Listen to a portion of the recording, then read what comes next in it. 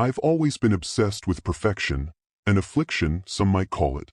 While others were content with mundane experiments and predictable results, I've sought something more, something beyond. For years, I've been chasing it, this elusive goal that haunts my waking hours and fills my nights with restless dreams. It started simply enough, a curiosity about the boundaries of what we know. But curiosity turned to obsession when I realized there were substances, ingredients out there that no one dared touch. Rare, forbidden, even whispered about only in forgotten texts. I read those texts, scoured every corner of the world, black markets, ancient libraries, whispered deals in the dead of night. Most would call my quest madness. But what do they know about true discovery? They cling to their predictable methods, their safe routines. I've always believed that true genius, true progress, lies in pushing beyond what's comfortable. And I'm so close now. After all these years, all the failures, I can feel it. I just need the perfect ingredient, that one missing piece. After all these years, after endless failures that nearly broke me, I finally found it. Or perhaps it found me. I was ready to give up. My mind was slipping, each failure pushing me closer to the edge of sanity. But then I heard about something. A whisper, really. Nothing more than a rumor, overheard from a source so unreliable I almost dismissed it. But there was something in that whisper, a sense of dread mixed with the faintest sliver of hope. It took weeks of tracking, endless nights of following dead-end leads, until I found the man. If you could even call him a man. His eyes were hollow, skin stretched too tight over his bones, like something had drained the life out of him long ago. He didn't ask how I found him, didn't question my intentions. He simply led me into the back of his shop, through a narrow passage that smelled of decay, and into a room I can only describe as wrong. In the center of the room, on a pedestal of cracked stone, lay the item I had been searching for. It wasn't just rare, it was unnatural, like it didn't belong in this world. I could feel it, pulsing with an energy that made the air around it thick, hard to breathe. It looked ancient, like it had been pulled from the depths of some forgotten place, untouched by time but filled with a malevolent force. I asked him how much, though deep down I already knew this was not the kind of transaction that involved money. He didn't name a price, not one I could understand anyway. Instead, he asked for something personal, a part of me. And I gave it without hesitation because in that moment, standing before that relic, I knew it was the missing piece. The perfect ingredient.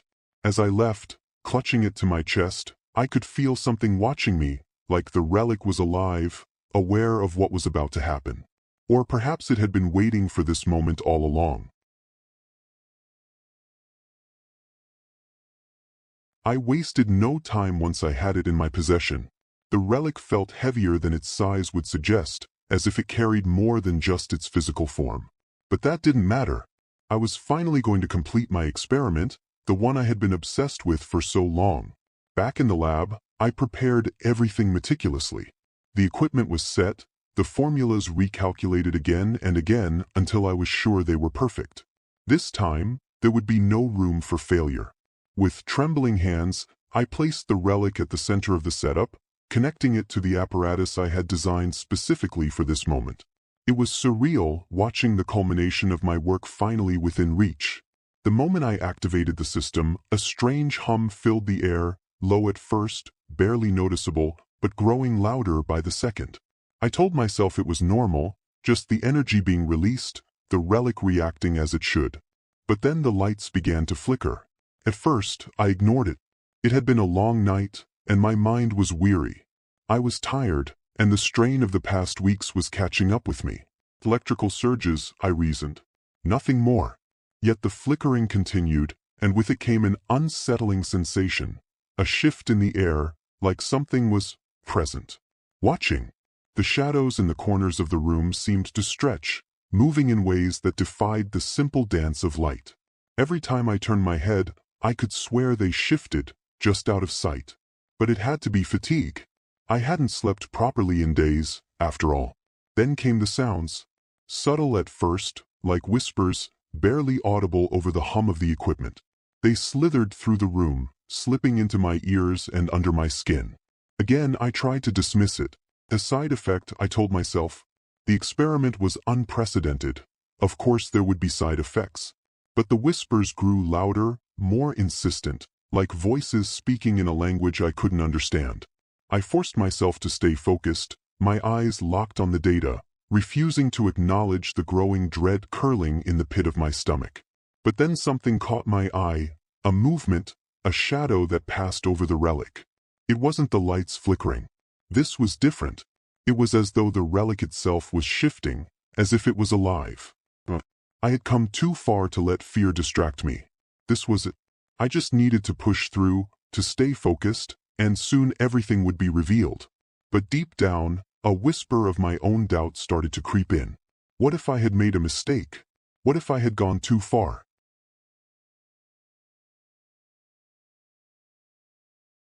It didn't take long for me to realize that something was terribly wrong. As the experiment progressed, I watched in disbelief as the readings on my instruments began to fluctuate wildly, far beyond anything I had anticipated. The relic, my perfect ingredient, had started to glow with an unnatural light, casting long, warped shadows that twisted and writhed across the walls of the lab. The hum that had filled the air earlier had deepened into something darker, a low, resonant sound that seemed to vibrate in my bones, growing louder with each passing second. But that wasn't the worst of it. I could feel something now. A presence, crawling just beneath the surface of reality, pushing at the edges, waiting. The air around me was thick, suffocating, and with every breath, I could sense it closing in. The relic wasn't just reacting to the experiment, it was feeding off of it, warping it, changing everything. At first, I tried to convince myself that this was just a side effect of my exhaustion, the toll of pushing my mind and body too far. But then the walls shifted. They seemed to ripple like water, bending in ways that defied logic. The equipment, once reliable and precise, now gave readings that made no sense.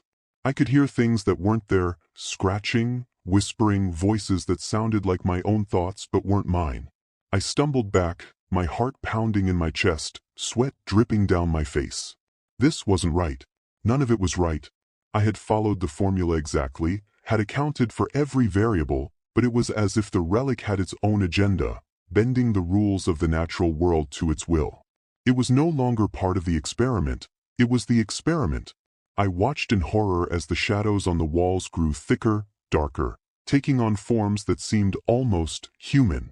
They moved independently now, crawling closer, reaching out for me with grasping, distorted limbs. And the whispers, they had grown louder, clearer. I could hear them calling my name. That's when it hit me. This wasn't just an experiment anymore. I had unlocked something. Something ancient. Something far worse than I could ever comprehend. The relic was a gateway, a key to a place that should have stayed locked away. Panic surged through me. I tried to stop it, to reverse the process, but the controls were unresponsive. The equipment sparked and flickered as though it, too, was being consumed by the darkness. My hands shook as I frantically pulled wires, slammed switches, anything to shut it down. But it was too late. The relic had taken over. The more I tried to fix it, the worse it became. The lab wasn't just changing physically, it was warping my mind. Thoughts that weren't mine filled my head, creeping into the deepest corners of my consciousness. Paranoia twisted my perception, making me question everything. Was this real? Was I even real? I backed away from the apparatus, my mind racing. I could feel it now, deep inside me, the relic's influence, growing stronger with every passing moment. I wasn't in control anymore. I never had been. And that's when I realized, maybe the relic hadn't been waiting for the right moment to complete my experiment. Maybe it had been waiting for me. It hit me like a blow to the chest. This was never about the experiment. It was never about discovery or progress, or even my obsession with perfection. The relic wasn't some missing ingredient I had found. It had found me. I had been so blind, so consumed by my own ambitions, that I couldn't see what was happening right in front of me. The relic wasn't part of my plan. I was part of its plan. The moment I laid my hands on it, the moment I allowed it into my lab, I sealed my fate. The shadows that now filled the room, crawling and twisting in impossible shapes, weren't just tricks of the light. They were something else. Something alive. Something hungry. I could feel them pressing in closer, whispering in my ears, tugging at my mind, pulling me deeper into their suffocating grasp. The walls seemed to close in on me, the space shrinking, warping, as if reality itself was bending to the will of the thing I had unleashed. I tried to scream, but no sound came. My body, my own body, refused to obey me. My limbs were no longer mine, moving against my will, controlled by an invisible force that made my skin crawl. My vision blurred, and for a moment I saw myself, me, standing at the center of the lab, but it wasn't me. The figure wore my face, but its eyes, they weren't human. They were cold, empty, as if something far older, far darker, had taken residence inside. I was losing myself. My thoughts, my memories, everything that made me who I was, slipping away into the darkness. I could feel it invading my mind, twisting it, reshaping it. I was becoming part of the experiment. No, I was becoming the experiment. The relic had never been meant for me to use. It had been waiting for someone foolish enough to try, someone arrogant enough to think they could control it. The truth crashed down on me like a wave of ice. I had never been in control. Not from the beginning. This whole time, I was nothing more than a pawn, drawn into a web far larger than I could have ever imagined. The relic had chosen me, guided my every decision, my every move. My life, my work, it had all been orchestrated by forces beyond my understanding, leading me to this exact moment. I could feel the darkness closing in now, suffocating me, merging with me. My thoughts became fragmented, scattered, lost in the void. I was slipping away, dissolving into the nothingness, my body and mind no longer separate from the force that had overtaken them. And in that final, horrific moment, as the last fragments of my consciousness dissolved into the void, I understood the truth. I was the experiment all along. This, everything, had been someone else's design, someone else's game. My life, my choices, my very existence, had never been mine. I'm not a scientist anymore. I'm not a person. I am nothing but a piece of the darkness, a fragment of the thing that waits in the shadows. And I will remain here, trapped forever, until the next fool comes along, thinking they can control what was never meant to be touched. And when they do, I will be waiting,